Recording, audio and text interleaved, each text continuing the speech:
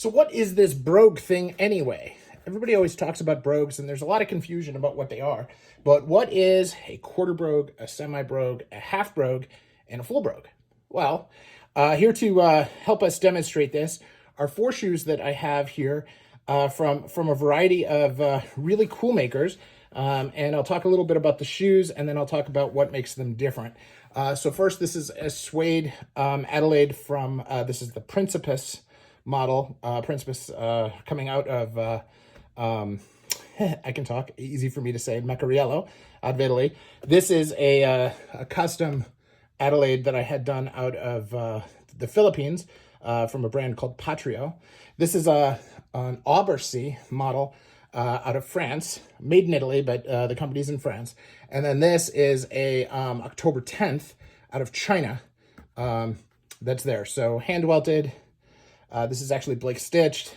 This is hand welted, and this is Goodyear welted, but by hand. So a little bit of a difference there.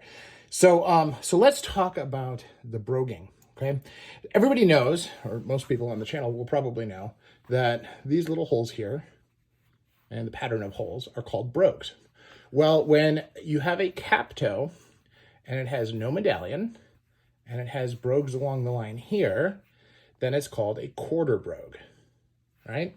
Now, the upper can be like a regular wingtip, or it could be just plain, like a plain Oxford, or it can be like this, which is an Adelaide, and it's still a quarter brogue. Now, you could, so that's a quarter brogue. Now, this is a semi-brogue because it has the medallion and this, and then the rest of the shoe is also brogued, right? So if it's got the cap, that is a semi-brogue. Now, a half brogue is like the quarter brogue, but instead of being a cap toe, is a wing. This piece going along here. So no medallion, and this with broguing, and that is a half brogue. And then here we have a full brogue, right, which, taking a minute to focus, there we go. This has the medallion, and then of course the full broguing all the way around the shoe with multiple wings, okay, heel, etc.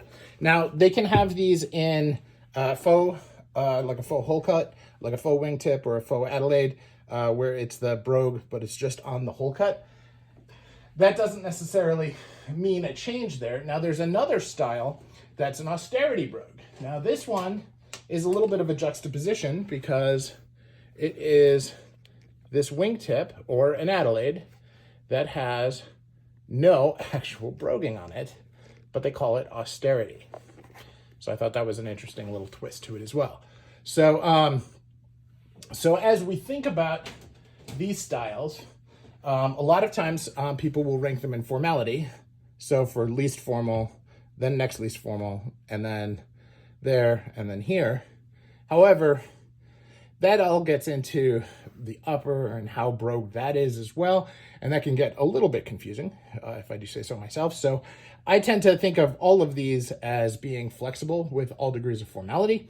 I like the suedes for texture, and I like the smooth leathers and the grains for both texture and shine that you can do there as well.